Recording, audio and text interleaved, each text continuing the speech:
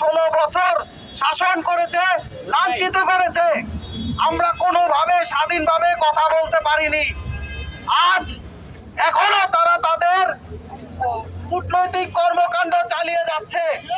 আমরা এর বিরুদ্ধে পদক্ষেপ নেব এবং সরকারকে বলবো এই বিরুদ্ধে দ্রুত পদক্ষেপ নিতে। না হলে আওয়ামী লীগ থাকবে অথবা ছাত্র জনতা মাঠে থাকবে।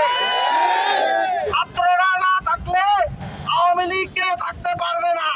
আওয়ামী দোসর যারা আমার ভাইকে খুন করেছে তার যদি সত্যি সত্যর বিচার না হয় তাহলে তাদেরকে যত দ্রুত সম্ভব আমরা তার বিরুদ্ধে পদক্ষেপ নেব।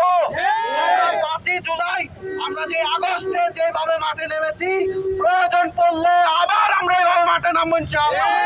সংগ্রামী ছাত্র জনতা, আমাদের বিক্ষোভ পরবর্তী সমাবেশের এ পর্যায়ে বক্তব্য রাখবেন জাতীয় নাগরিক কমিটির সংগ্রামী সংগঠক, ক্রাইসিস রেসপন্স সেলের সংগ্রামী সম্পাদক অ্যাডভোকেট আলী নাসের খান।